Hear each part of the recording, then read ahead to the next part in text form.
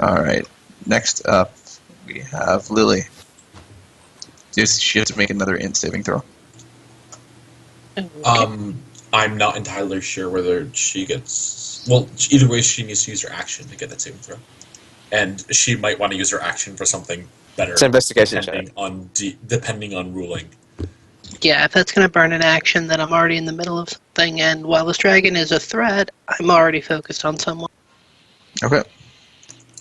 So I'm going to take my action to move my moonbeam. 1, 2, 3, 4, 5. Well, And now okay, or um, 6, I guess. because there's two things you can do here, right? Because you could just move it to here, or if you could move it like this, hit all these guys, and still get it back to this square. Because if the moonbeam is always active, then these guys would all pass through the moonbeam. No, so they have to start their turn in it. They have Oh, to they just start want their to start turn their in it, or the first time they enter the spell's area on a turn, which is why I asked the question about relativity. Is Yeah, the like spell entering their area the same as them entering the spell's area? No, because then the rules is like it would mess up like the way combat rules work and yeah. all right. So I can't use it as a general purpose vaporize anything beam. That's fine. It's still going to be there when Fat Boy starts his turn. It's probably gonna kill him. And I'm Alright. going to call out again. Isn't anyone going to try and deal with this dragon? Alright, next we have the bartender, and he's going to try to break out of his grapple. He's going to make an athletics check at disadvantage. And the zombies are going to try to maintain that grapple.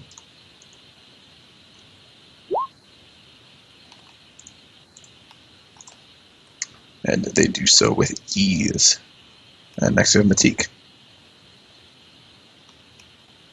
Okay. Are any of these zombies currently damaged?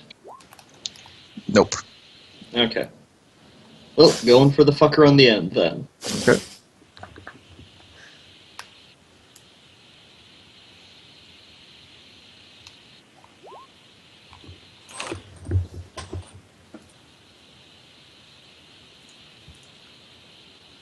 Uncertain if a 12 hits a zombie.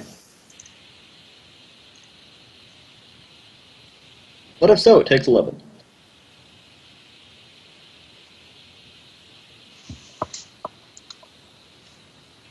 Is that including dueling and rage damage? Yeah, I added them in now. Okay, cool. Since I did the math and there's no reason to ever use my longsword two-handed with my dueling damage bonus, I just have an entry for one-handed longsword with rage. I just have the damage bonus in there. Yeah, that's totally true, because the 2 is the same as adding a d8 anyway. Except the attack range is better, because the minimum damage is 2 now instead of... Yeah, or it's minimum damage is 3 instead of... Yeah, instead of One. 1. It is objectively better to one-hand the longsword than two-hand it for someone with dueling. Yeah, pretty much. Oh, excellent. I got rid of the guard captain's initiative. But did I hit that zombie? I don't know if a 12 hits it. Yeah, it does. It does? Okay. So, yeah, it takes 11.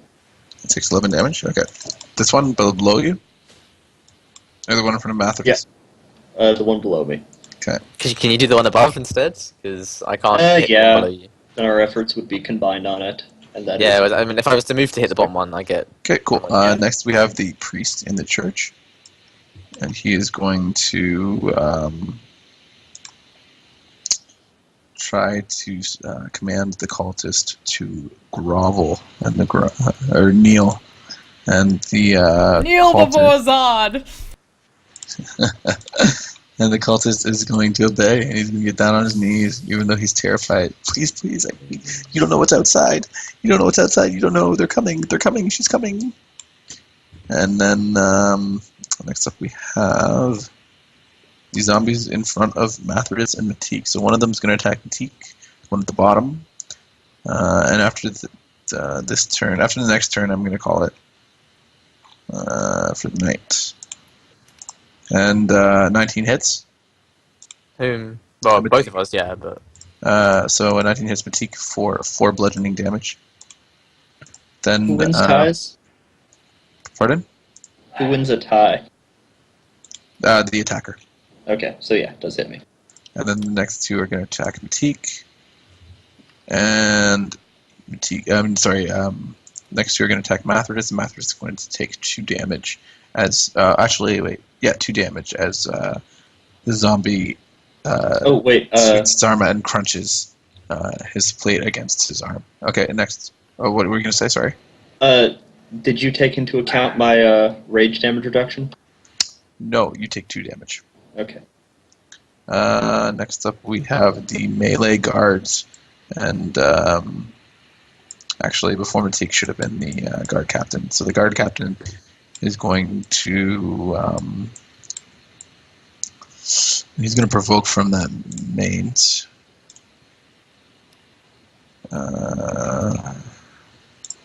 And he's going to take 6 slashing damage from the creature's dread claws, and he is going to run towards the Belugra, and he's going to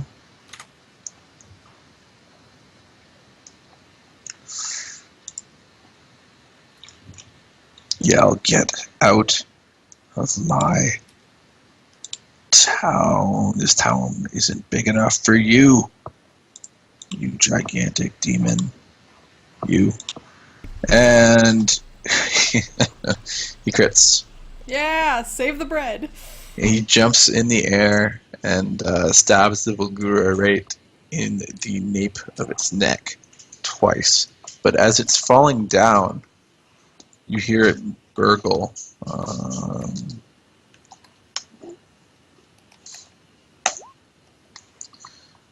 And as it dies, out of its blood forms a new... Actually, I should roll D100 for this. Okay, yeah, so out of its blood, a pentagram forms and a new Belugra rises from the pit. Well, fuck. And That's definitely entering into my spell. Yep. And also the dragon's gone because the caster's dead.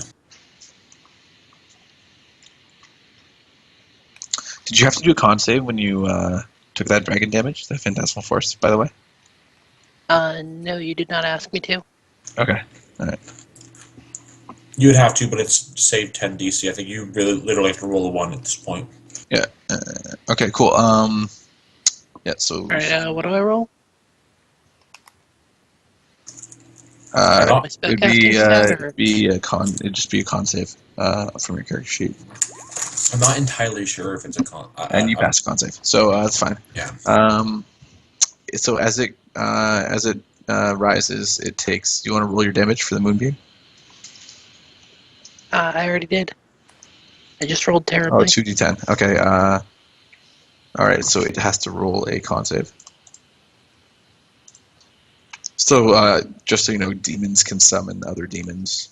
That's a thing that they have in the monster manual, which is what happened when the thing died. So it's going to take 3 radiant damage. It's going to take 6 damage. Alright, and then Can they next week... just arbitrarily chain summons? No, the summoned creature cannot... oh, never mind. That's not how it works. It's going to be how it works for this fight, because I already summoned him, but it only works for 1 minute, and it disappears when the summoner dies. So, yeah, that's how it works right now. Oops. The DM fiating that for the rest of this fight, because it turned out to be too easy for you guys, because all the help I gave you. And then last we have the guards over here. And they are going to make, since there are 4 red guards left. They're going to make 4 attacks. And this guy is going to get a spear through the throat. This guy's going to move over here.